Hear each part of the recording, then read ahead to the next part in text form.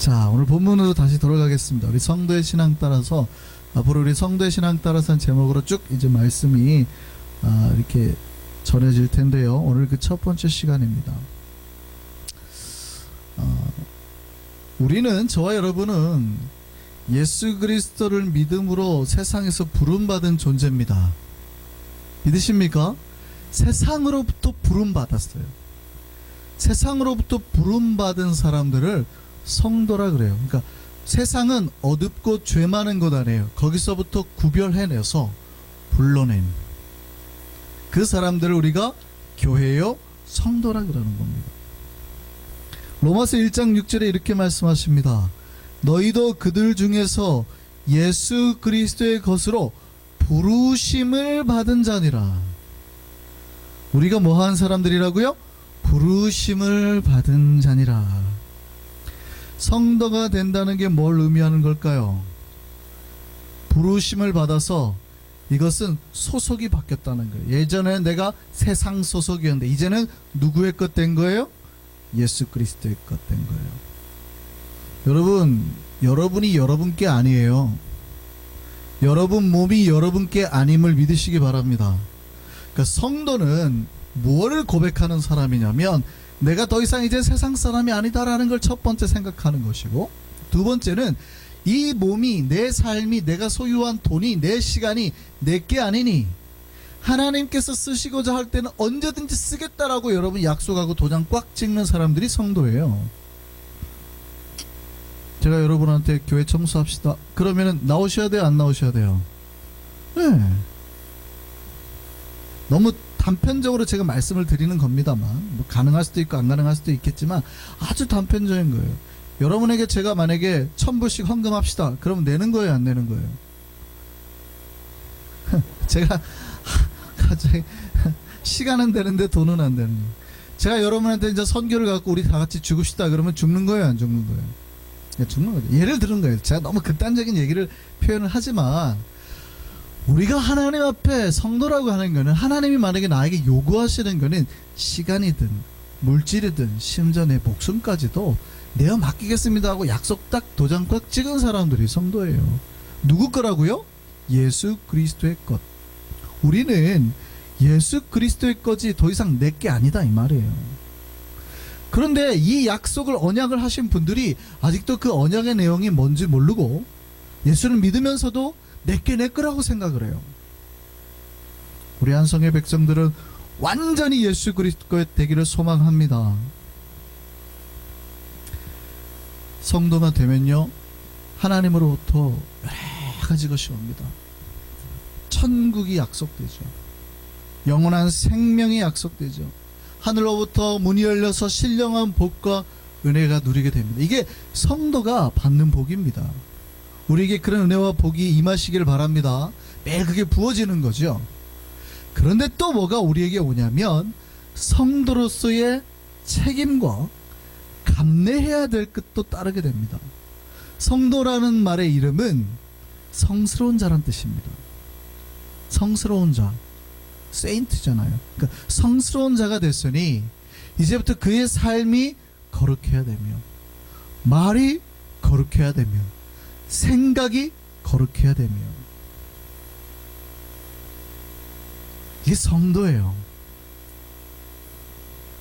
또한 그렇게 거룩한 자로 살면서 겪게 되는 모든 고난도 있어요.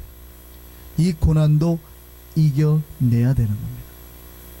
많은 교회들이 성도들에게 뭐를 가르치냐면 앞에 것들을 가르쳐요. 천국을 이야기하고 영생을 이야기하고 하나님의 은혜를 말하고 복을 말합니다. 이게 성도들이 받을 복이잖아요. 근데 그 다음에 성도들이 져야 될 책임이나 거룩한 삶이나 그들이 받아야 될 고난에 대해서는 싹 빼고 말해요. 오늘날 교회들이 성도들의 삶이 가벼워지는 이유입니다. 성도들은 분명히 약속받아요. 내가 사인하고 도장 찍고 하나님 내가 이렇게 성도가 되겠습니다, 그리스도의 겁니다 라고 딱 여러분이 예수를 믿는다고 한 순간, 세례를 받고 예수를 믿는다고 한 순간부터 사실은 주님이 우리 앞길에 천국길을 인도하실 것이고 영생을 주실 것이고 복과 은혜로 채우실 거란 말이에요. 근데 그거는 사실은 딱 절반이에요, 절반. 요건 절반이에요. 절반. 요것만 생각하시는 분들은 절반 신앙, half만 가진 거예요. 그 다음에 우리에게 주시는 거는 책임, 성도로서의 책임, 말의 책임, 생각의 책임, 삶의 책임, 말씀대로 따라 사는 거에 대한 책임을 물으시는 거예요. 그 다음에 뭐예요? 거룩. 우리가 거룩한 예수 그리스도의 정말 성도로서의 거룩한 삶을 사느냐. 그 다음에 고난도 있습니다.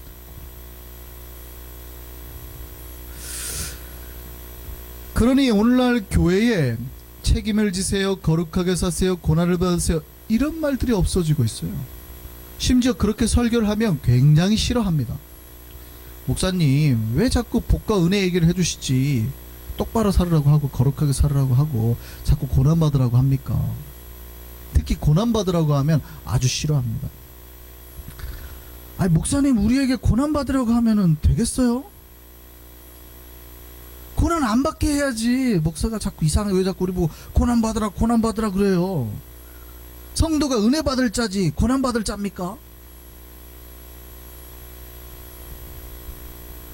그런데요, 성도는 은혜를 받을 자이기도 하지만 거룩하게 살아야 되는 의무와 함께 성도로서의 고난을 겪어야 되는 사람들이에요. 베드로서 1장 8절에 베드로 사도가 이렇게 말합니다. 그러므로 너는 내가 우리 주를 증언함과 또는 주를 위하여 갇힌 자 된 나를 부끄러워하지 말고 오직 하나님의 능력을 따라 복음과 함께 고난을 받으라. 오늘 이 말씀이 꼭 우리에게 기억되기를 소망합니다. 복음과 함께 뭘 받으라고요? 고난을 받으라. 성도는 복음과 함께 고난을 받는 사람이에요. 여러분, 예수를 믿는 순간부터 우리의 삶에는 사실은 고난이 넘치는 거예요. 근데 그 고난을 상쇄하고도 남을 만큼의 복과 은혜가 있기 때문에 그 고난이 덜 힘든 거죠. 근데 만약에 우리 삶에 고난이 없어요, 이거 여러분 생각해 보셔야 돼요. 신자의 삶에, 성도의 삶에 고난이 없는 이유는 그 성도가 복음을 부끄러워했기 때문입니다. 복음을 전하려 하지 않았기 때문이에요. 내가 복음대로 살려고 하지 않았기 때문이에요. 심지어는 고난이 오려고 하면 막 쳐내죠. 목사님 왜 나한테 고난 줄? 고난 또 심지어 성도들끼리도 누가 나한테 고난을 주는 것 같아. 하지마. 세상에서도 누가 나한테 고난 주려고 하면 막 싸우죠. 어디 나를 감히 고난 주려고 그래. 그게 아니에요. 성도는 그 고난을 다 겪어내야 돼야 하는 사람이에요.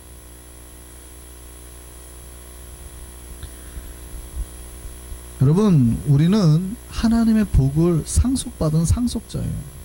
하나님으로부터 모든 하나님의 복을 상속받은 상속자예요. 믿으십니까? 우리에게 그 복이 상속되기를 소망합니다. 그런데 그 복뿐만 아니라 고난까지도 같이 상속받았어요. 그 고난까지도 같이 상속을 받았다고요. 고난 함께 받아야 될 운명인 거죠. 로마서 8장 12절 13절 말씀에 이렇게 말씀하십니다. 자녀이면, 우리가 하나님의 자녀이면 또한 상속자, 곧 하나님의 상속자요 그리스도와 함께한 상속자니 우리가 그와 함께 영광을 받기 위하여 뭣도 받아야 돼요? 고난도 함께 받아야 할 것이니라. 생각하건대 현재의 고난은 장차 우리에게 나타날 영광과 비교할 수 없도다. 우리가 그리스도와 함께 영광을 받기 위해서 고난도 함께 받아야 된다 이 말이에요. 근데 그 고난이 힘들지 않는 이유는 우리에게 말씀하시고 부어주신 복과 은혜와 영광이 크기 때문에 그 고난을 넉넉하게 이겨내는 것이지 내 삶에 고난이 없는 게 아니에요. 여러분, 계속 매주마다 오시면 힘들어 하셔야 돼요. 목사님, 예수를 믿는 거 이 성도로 사는 게 왜 이렇게 힘듭니까? 뭐 이래야 되는 거예요. 근데 와가지고 매일 행복해 하시면 좀 이상한 거예요. 고난이 없다는 거거든요. 한 주간 동안 복음을 증거하려고 하는데 너나 믿어 뭐 이런 소리 듣고 상처받아가지고 목사님 진짜 제가 전도해야 됩니까? 뭐 이런 얘기를 저한테 하셔야 되는 거거든요. 근데 한 주간에 상처가 하나도 없이 와요. 그러니까 치료받을 것도 없죠. 계속 복과 은혜만 얘기를 해야 되는 거예요. 복과 은혜만 받으세요. 복과 은혜만 받으세요. 이렇게 하는 거예요. 한 주간 동안 막 스트레스 받아와가지고 진짜 왜 우리는 목사님 왜 이렇게 살아야 돼요? 다른 교회는 그냥 편안하게 살던데 왜 나만 이렇게 힘들게 자꾸 만드세요? 라고 해야지 그분이 예수를 잘 믿는 거예요. 열심히 고난 받으셨다는 거예요. 열심히.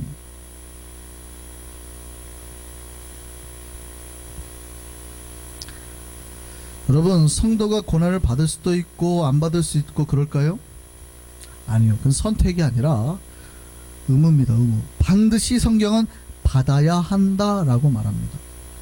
우리 모두가 성도라면 우리에게 고난이 있다 이 말이죠. 우리에게 고난이 옴을, 반드시 고난을 우리가 받아야 됨을 기억하시길 소망합니다. 성도는 이 고난에 대처하는 건강한 자세가 필요해요. 목사님, 저는 고난 안 받고 살고 싶어요. 그러고 싶죠. 누가 고난 받고 살고 싶습니까? 그런데 여러분에게 누가 하나님이 공짜로 그러면 은혜와 복을 준답니까? 여러분이 공짜로 누구에게 하나님이 그 천국과 영생의 삶을 주고 이 땅을 살아가는데 30배, 60배, 100배의 복을 준답니까? 목사님 아직 못 받았는데요? 못 받을 수 있죠. 어쩌면 우리가 고난을 감내하지 않기 때문에 그럴 수도 있어요. 그런데 우리에게 은혜와 복뿐만 아니라 성도는요, 고난도 받는 사람이에요. 근데 고난을 건강하게 받으셔야 돼요. 잘 판단해서 받으셔야 돼요. 데이비드 블링클리라는 사람이 이런 말을 했습니다. 신은 가끔 우리 앞에 빵 대신에 벽돌을 던져놓기도 하는데 어떤 사람은 원망해서 그 벽돌을 걷어차다가 발가락이 부러지기도 하고 또 어떤 이는 그 벽돌을 주춧돌로 삼아 집을 짓기 시작한다. 하나님이 우리에게 꼭 뭐만 주는 게 아니라는 얘기예요? 빵만 주는 게 아니라, 복만 주는 게 아니라 우리 앞을 가로막는 벽돌을 놓기도 한다는 거예요. 어떤 사람은 그게 너무 화가 나가지고 하나님 왜 나한테 이렇게 하시는 거야 하고 막 차다가 발가락에 부러지는데 어떤 이는 그 뜻을 생각한다는 거예요. 야, 하나님이 왜 나한테 이걸 주셨지? 이게 뭔가 나한테 지금 필요한 건가? 그걸 놓고 집을 짓기 시작한다. 고난을 통해서 하나님의 뜻을 찾으면 그게 내 삶의 든든한 기초가 되어서 내가 하나님께서 나에게 복을 주고 복을 또 쌓을 수 있는 거대한 집을 짓게 만들게 하신다는 거예요. 하나님께서 성도에게 고난을 주신 이유는 그 고난이 나쁘기 때문이 아니라 그 고난이 우리를 더 강하게 하기 때문입니다. 여러분, 비가 자주 오는 곳에서 자라는 나무와 비가 자주 내리지 않는 곳에서 자라는 나무, 어느 나무가 태풍에 쉽게 쓰러질까요? 여러분, 비가 자주 오는 게 식물에게는 좋잖아요. 그렇죠? 그러면 비가 자주 와요. 거기에서 사는 나무는 항상 복을 받고 좋은 나무지만 태풍이 불었을 때는 어느 나무가 쉽게 부러질까요? 쉽게 쓰러질까요? 제가 뉴욕을 살면서 가끔 우리 허리케인 불 때가 있잖아요. 큰 바람이 불 때 가끔 이렇게 갸우뚱할 때가 있습니다. 정말 이런 나무가 제 팔로 다 안아지지도 아니하는 나무가 뿌리채 뽑혀 있는 걸 자주 봐요. 이유는 바람이 세서겠죠. 바람이 세서일 겁니다. 한국에서 오는 바람, 태풍보다 허리케인이 더 세서 그럴 수도 있어요. 그런데 깜짝 놀라는군요. 뿌리를 보면, 야, 이렇게 큰 나무가 어떻게 뿌리가 요만밖에 안 되지? 이렇게 두꺼운 나무인데 한국에서는 몇백 년 됐을 것 같은 나무예요. 근데 뿌리가 이것밖에 안 되는 거예요. 비가 잘 내려주니까 뿌리를 깊게 내릴 필요가 없는 거죠. 언제든지 지표면에서 그냥 가볍게 물을 다 빨아들여요. 그러니까 뿌리를 땅속 깊이까지 계속까지 빨아내릴 필요가 없는 겁니다. 그런데 완전 건조한 데 사는 나무는요, 이게 뿌리를 계속 내려서 물을 찾지 않으면 죽는 거예요. 그러니까 뿌리가 땅 깊은 데까지만 얽히고 설키고 있는 거예요. 바람이 불어도 나무가 뽑히지 않는 거예요.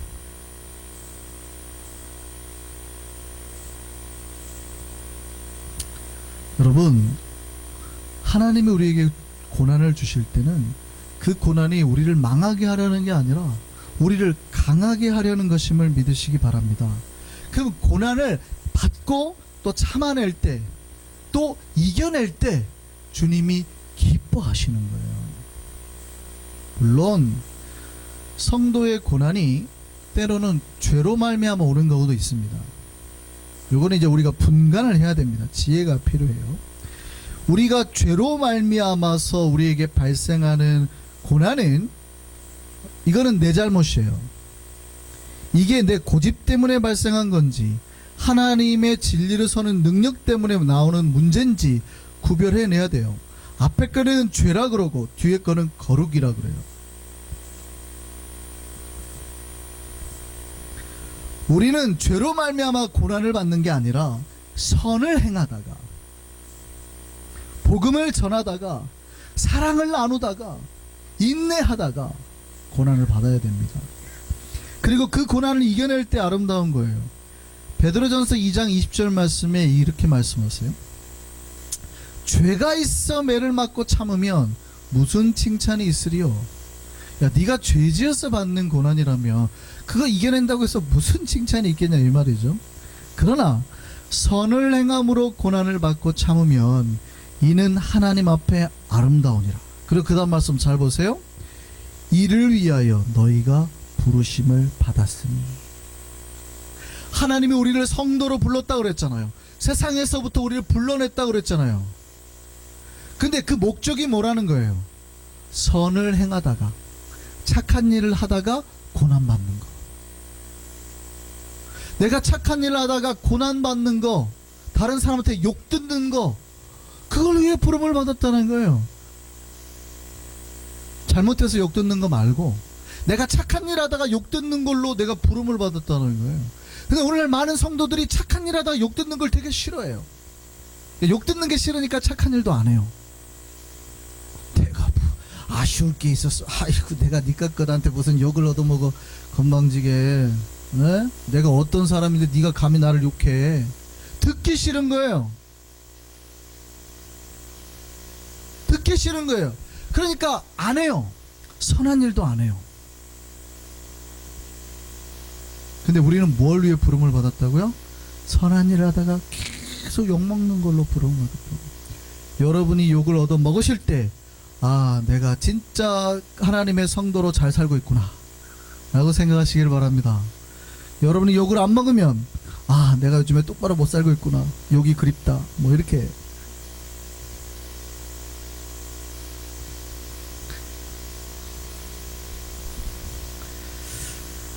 이런 말을 해도 성도들은 고난을 싫어하죠. 고난받는 게 두렵습니다. 아무리 고난받는 게 두려워하지 말라고 말해도요, 목사님, 고난을 받는 게 두렵지 않다는 게 말이 됩니까? 라고 말할 수 있어요. 고난받는 게 두렵죠. 이건 우리뿐만이 아니라 이스라엘 백성도 그렇게 했어요. 이스라엘 백성이 이집트에서 탈출해가지고 광야에 있을 때 그들의 뒤에는 이집트 군대가 따라오고 있었어요. 칼 들고 마차를 타고 따라오고 있었어요. 그러니까 그 따라온 이유는 뭐예요? 죽이겠다는 거죠. 근데 그들 앞에는 지금 바다가 있는 거예요. 이런 거를 우리가 진퇴양난이라 그러는 거 아니에요? 나아갈 수도 없고 도망갈 수도 없고 빠질 수도 없고, 딱 진퇴양난의 상황에 딱 처한 거죠. 죽겠다는 거예요. 이제 곧 죽을 거라는 거예요. 자, 이때 여러분이 똑같은 상황이라면 두려울까요? 안 두려울까요? 두렵겠죠. 이스라엘 백성들이 이 두려움에 막 소리를 쳤습니다. 출애굽기 14장 10절 11절 말씀 보니까 이렇게 돼 있어요. 바로가 가까이 올 때 이스라엘 자손이 눈을 들어 본즉 애굽 사람들이 자기들 뒤에 이른지라. 이스라엘 자손이 심히 두려워하여 여호와께 부르짖고 그들이 또 모세에게 이르되 애굽에 매장지가 없어서 당신이 우리를 이끌어내어 이 광야에서 죽게 하느냐. 아니, 저기에는 장지가 없어, 왜 우리를 구태여 여기 와가지고 나 여기서 죽게 만들어, 뭐 이런 얘기죠. 이스라엘 백성들은 심히 두려웠고 하나님의 이름을 부르고 모세와 아론에게 원망을 했습니다. 우리가 죽게 되었다고, 왜 우리를 여기까지 이끌어서 죽게 만드냐고. 마치 성도가 자신의 삶에서 신앙의 길을 한번 따라가려고 하다가, 목사의 말을 듣고 신앙의 길을 한번 따라가려고 하다가 심각한 고난을 당하는 거예요. 그러니까 신앙의 길을 가르치고 바른 구원의 길을 전하는 목사님에게 이렇게 말하는 거죠. 목사님, 왜 우리를 이렇게 힘들게 살게 하시고 고난을 받게 하시는 겁니까? 그냥 예전의 삶을 살게 내버려 두세요. 예전에는 내가 그래도 돈도 더 많이 받고 잘 먹고 잘 살고 뉴욕에서 내가 살 만큼 살았어요. 왜 예수의 삶을 살라고, 성도의 삶을 살라고, 가진 돈 자꾸 나누라 그러고 가난하지라 그러고, 왜 이렇게 힘들게 만드는 거예요? 예배 드리라 그러고 참아라 그러고 요거도 먹으라 그러고. 우리를 힘들게 만들려고 하는 거 아니에요? 우리를 죽게 만들려고 하는 거 아니에요? 라고 원망하는 거하고 굉장히 비슷하죠. 그러니까 우리뿐만이 아니라 이스라엘 백성도 똑같았다는 거예요. 고난을 받으면 누구나가 그 고난이 힘든 거예요. 뭐 원망하고 따지고, 우리 죽이려고 끌고 왔어, 뭐 지금 이 상황에서 우리를 지금 당신이 죽이려고 여기 데려온 거예요, 이렇게 말하지는 않았을 거 아니에요. 이스라엘 백성들이 지금 뒤에 군대가 오고 있다는 얘기 듣고 앞에 파도가 넘실대니까 뭐라고 그래요?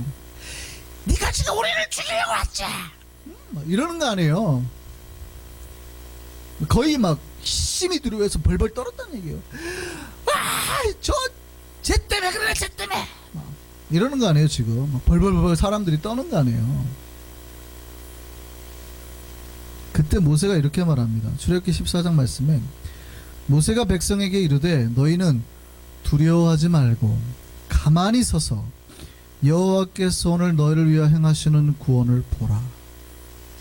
너희가 오늘 본 애굽 사람을 영원히 다시 보지 아니하리라. 여호와께서 너희를 위하여 싸우시리니 너희는 가만히 있을지니라.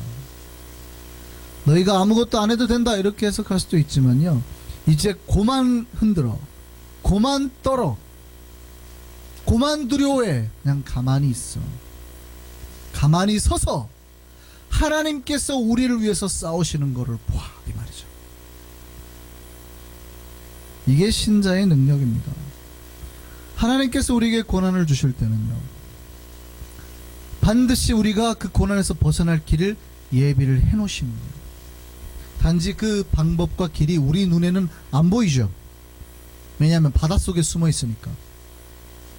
하나님이 그 바다를 가를 거라고 어떻게 상상이나 했겠어요. 우리의 상상으로는 보트나 준비했을 거 생각하는 거죠, 그죠?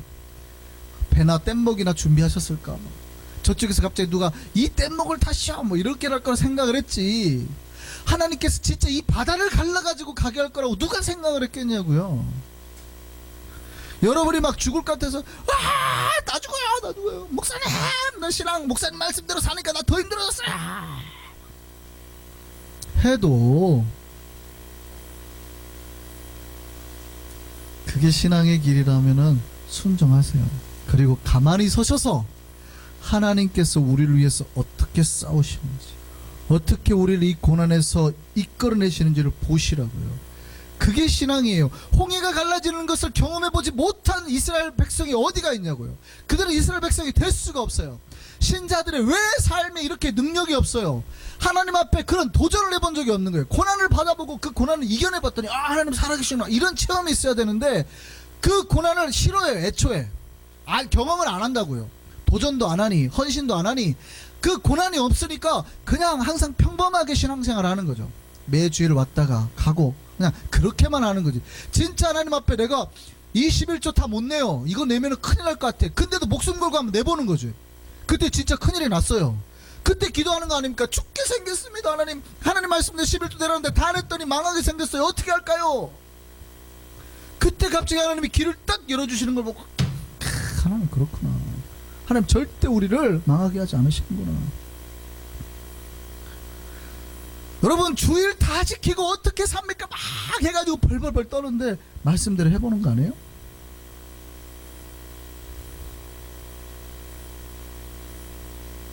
그때 하나님께서 우리 앞길을 딱 여시는 걸 보고 아, 하나님 살아계시나 겪는 게 신앙이라고. 이거 겪어보는 게, 경험해보는 게, 체험해보는 게. 우리가 새벽에 큐티 때 이삭을 봤습니다. 이삭. 대흉년이 일어났어요. 대흉년. 이집트에 내려가지 말라 그래요. 근데 하나님이 이집트에 가면 넓은 풀이 있으니까 내가 가진 모든 양떼를 먹여 살릴 수 있어요. 이삭은 양치는 자니까 재산이 양 소밖에 없다는 얘기예요. 목동이니까. 근데 하나님 내려가지 말라 그래요. 안 내려갔어요. 말씀대로 그랄 땅에 머물렀단 말이죠. 블레셋 땅에. 그러면 잘 돼야 될 거 아니에요. 큐티 해보셨죠? 잘 됐어요? 망했어요? 쫄딱 망했죠. 아브라함 때부터 내려왔던 재산이니까 뉴욕에서 굉장히 잘 나가는 사람이에요. 빌딩 한 5채는 가지고 있는 거예요. 맨해튼에. 근데 하나님의 말씀 내렸더니 빌딩 5채가 없어져 버린 거예요. 그럼 여러분은 계속 예수 믿을 겁니까? 안 믿을 겁니까? 나 참 하나님 말씀 믿었다가 쫄딱 망했네. 할 거예요? 안 할 거예요? 근데 그 다음 말씀이 뭔지 아세요? 그 다음 말씀? 직업을 잃었잖아요. 직업을 잃어버린 이삭이 농사를 지었대요. 한 번도 농사를 지어본 적 없는 이삭이 농사를 지었대요. 근데 그 해에 그 초보 농사꾼이 얼마를 거뒀대요? 100배를 거뒀다고 하잖아요. 놀래지도 않아요. 여러분 농사를 안 지으셔. 여러분 아무리 농약을 치고 뭐 이거를 하고 최고의 뭐 농사 영농 기법을 해도요 1.5배에서 1.8배밖에 안 돼요. 2배밖에 안 늘어요. 3배 4배 늘면 그거는 혁신이에요. 근데 성경은 그 초보 농사꾼이 100배를 거뒀다고 그러잖아요. 100배를. 얼만큼 100배냐면 블레셋 왕이 네가 나보다 더 부자니까 이제 떠나가라 그랬단 말이죠. 왕보다 더 부자가 돼버린 거예요. 이게 하나님의 방법이라는 거예요. 성경이 말해주는 방법은 그런 거라는 거예요. 그러니까 고난을 받아보라는 거예요. 하나님 말씀대로 해서 망해보라는 거예요.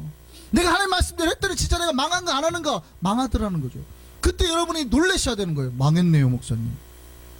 그때 뭐라고 그럴까요? 가만히 서서 여호와께서 우리에게 행하신 것을 보라. 그랬더니 홍해가 갈라지고 100배의 수확을 거두는 거 아닙니까? 왜 우리 삶에 이런 기적이 오늘날 없습니까? 아무도 도전을 안 해요. 말씀대로 살겠다고 내가 말씀대로 살다가 한번 망해보겠다는 도전을 안 해요.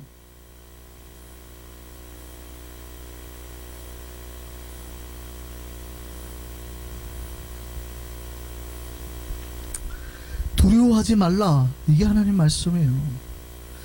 두려워하지 말고 불평의 말을 멈추고 하나님께서 일하시는 걸 보라는 거예요.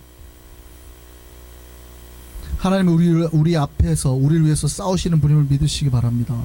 오늘 본문에서 서문학교에 예수께서 이렇게 말씀하십니다. 너는 장차 받을 고난을 두려워하지 말라. 예수께서 교회에 하신 예언의 말씀이 아주 특이하지 않습니까? 너는 장차 복을 받을 것이라. 너는 장차 잘 될 것이라. 이런 예언을 하셔야 되는데 너는 장차 고난을 받을 것이라. 이 얘기를 듣고 누가 은혜를 받겠냐고요. 오늘날 모여오는 성도들마다 교회에서 목사님들이 교회 오면 맨날 힘들 겁니다, 고난 받을 겁니다 하면은 누가 교회를 오겠냐고요. 그런데 교회에 주신 예수 그리스도의 메시지가 예언이 뭐냐면 너는 장차 고난을 받을 것이다 예요. 그런데 그 고난을 두려워하지 말라. 우리는 이렇게 생각합니다.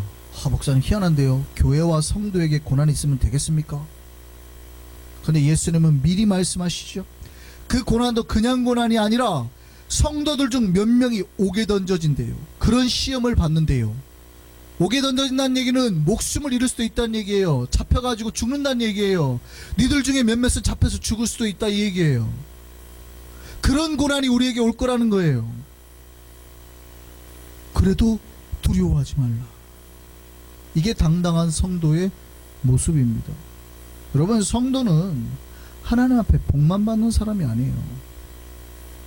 성도로서의 거룩한 책임이나 합당한 삶을 사는 것이고요, 고난을 이겨내는 삶입니다. 여러분, 그 고난에 도전하셔야 돼요. 말씀대로 살다가 받는 고난이라면 그 고난을 기뻐하는 거라니까요. 그 고난을 기뻐하는 거로 사는 삶을 살기 위해서 우리를 불렀다 그러잖아요.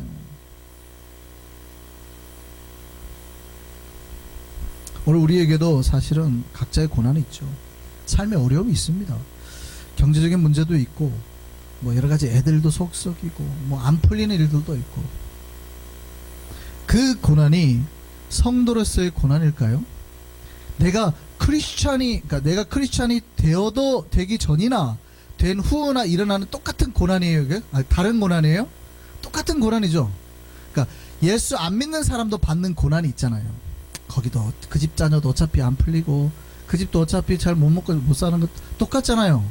그럼 내가 예수를 믿음으로써 받는 고난이 있냐 이 말이에요. 내가 예수를 믿음으로써 나는 이제부터 거짓말 안 할 거야. 세금 제대로 보고할 거야. 뇌물 안 받을 거야. 라면서 받는 고난이 있어요? 주일 똑바로 지킬 거예요. 그거를 말하는 거예요. 예수 믿으세요 하다가 너나 잘 믿어 인간아 하고 요거도 먹는 그런 고난을 말하는 거예요. 성도로서의 받는 고난. 목사님 삶이 얼마나 내가 고난이 많은데요 우리 아들놈이. 그런 고난은 성도든 아니든 누구나가 있잖아요. 그런 고난 말고 진짜 내가 예수를 믿어서 받는 고난이 있냐고요. 그 고난이 있어야 성도라 그러잖아요.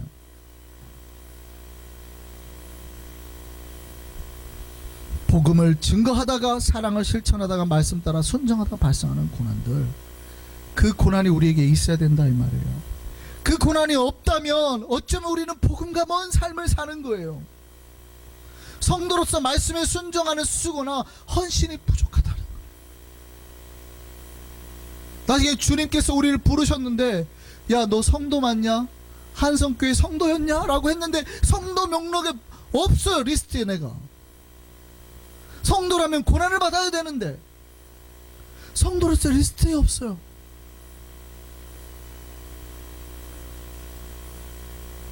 우리의 믿음의 선조들은 주의 말씀 따라서 고난받기를 주저하지 않았습니다. 자기의 목숨을 바쳐서 예수를 증거했고요. 말씀 한 구절을 지켜내기 위해서 엄청난 고통과 고난을 감내하며 살았습니다. 저는 우리 한성의 백성들이 그 성도의 신앙을 따라서 고난을 이겨내고 주의 성도답게 거룩하며 살아나가는 우리 모두가 되기를 소망합니다. 우리 오늘 말씀을 붙잡고 힘차게 찬양하시겠습니다. 찬송가 336장입니다.